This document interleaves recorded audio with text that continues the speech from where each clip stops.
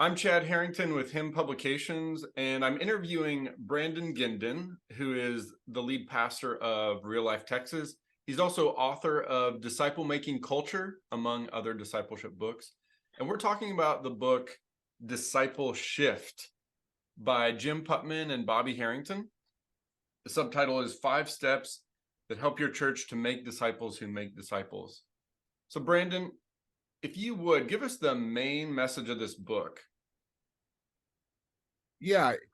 So Jim Putman, Bobby Harrington did an outstanding job capturing the principle of if a pastor or a leadership group want to move their church from kind of the standard things that we know today in church of the kind of sometimes the programmatic thinking, the Sunday morning based, and shift that church to a church that lives out within the DNA of who they are, being a disciple making church, how to actually make those shifts. And so the core of the book is really how to take those steps in shifting your church.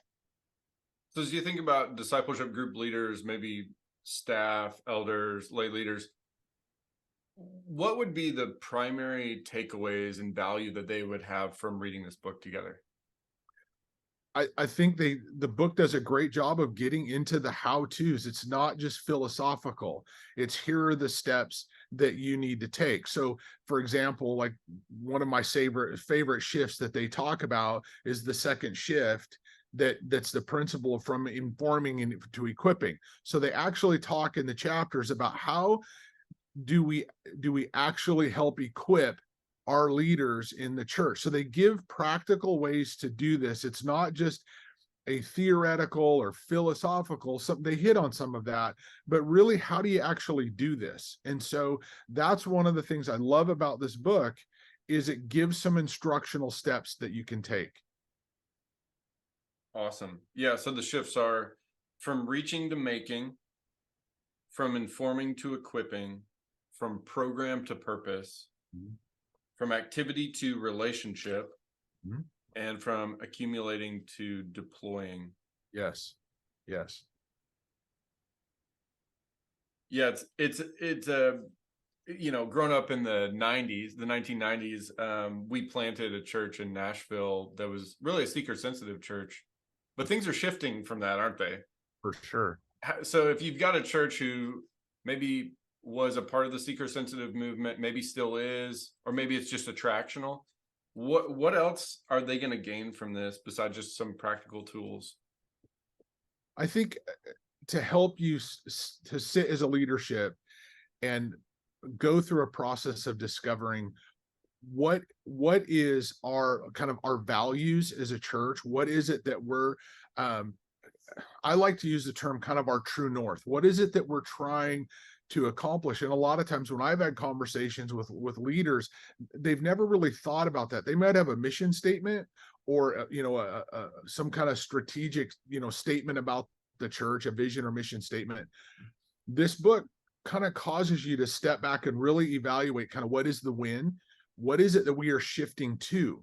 And so it creates the conversation among a leadership about what are we going after? What is the church called to do? And are we aligned with that biblically?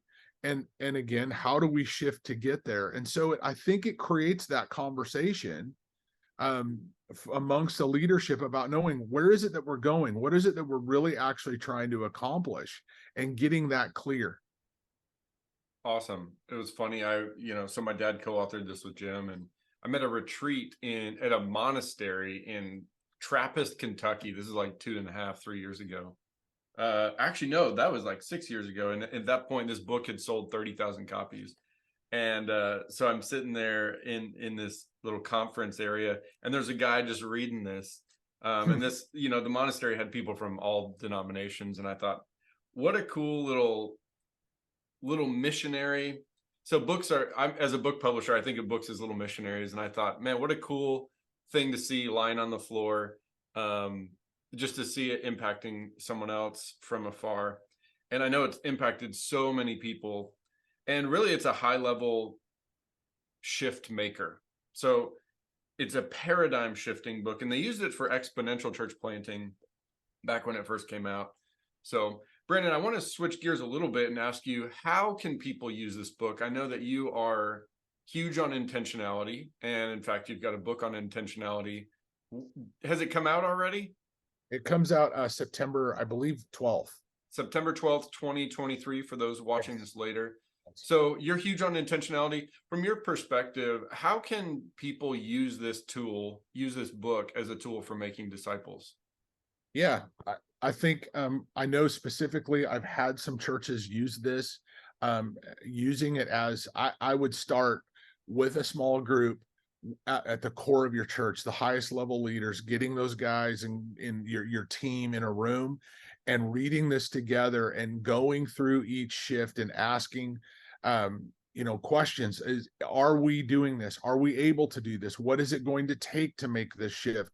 So excuse me. So I think the best way to use it is getting your staff or our highest, most influential leaders in the church together in a small group, meeting once a week, once every other week, and discussing the principles from this book. This is not something I just would disperse immediately to the whole church and have everybody read it. I would, again, circle up with your highest level leaders and go through this together. Awesome. And is there an ideal group size, or is it really just, you could do it with, let's say you had a bigger church of maybe 20 key leaders, or a smaller, is there any minimum or maximum people in a group like that? Yeah, I would look to have the group between 8 to 12. I mean, certainly you could go to 3 or 4, but if it got above 12, then I would consider, branching that and doing 2 groups and having a key facilitator of both groups.